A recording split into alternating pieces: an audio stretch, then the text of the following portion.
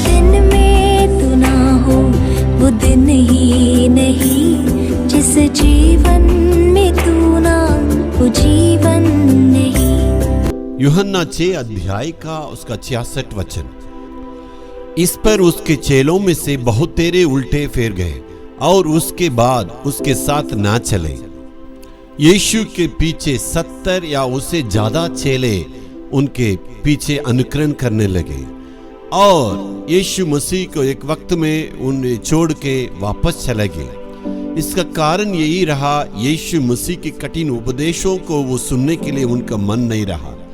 यीशु ने यूहन्ना 6 अध्याय में आप देखिएगा अपने मृत्यु के बारे में और प्रभु बोझ के बारे में, पुनरुत्थान के बारे में, क्रूस उठाने के बारे में जब इस प्रकार प्रचार किए, ये सारी सिद्धांतों को प्रचार को सुनने के बाद उनको ये मन नहीं लगा।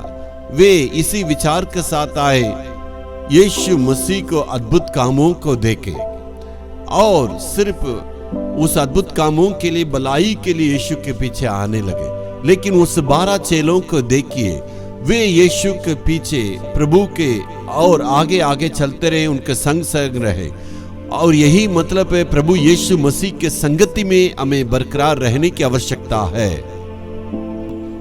कारण यही रहा, वो चौड़े मार्ग को इंतजार किए लेकिन परमेश्वर के सिद्धांत से उनको पसंद नहीं आया। आजकल की दुनिया की लोगों की स्थिति भी यही है, मसीह लोगों की स्थिति भी है। कठिन उपदेश को, उनकी शिक्षा को हमें सुनना है। जितना परमेश्वर यीशु मसीह में हम बने रहेंगे उतने ही हम प्रतिफल को लाएंगे। सेवा में भी हम परमेश्वर के संगति में और गहराई के रूप में रहने की आवश्यकता है। उतना तक मसीही जीवन साधारण नहीं है, आसान नहीं है।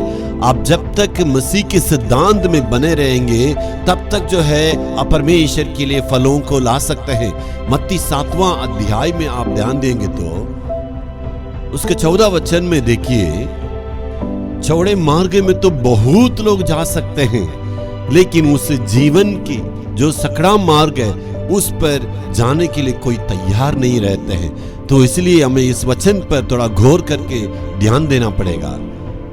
शरीर की आंखों की दृष्टि से देखेंगे तो बहुत ही कठिन तो है, लेकिन आत्मिक गहराई के रूप में देखेंगे, परमेश्वर के संगति में जो रहते हैं, प्रभु के साथ साथ जो चलते हैं, उनके लिए कोई कठिन नहीं है।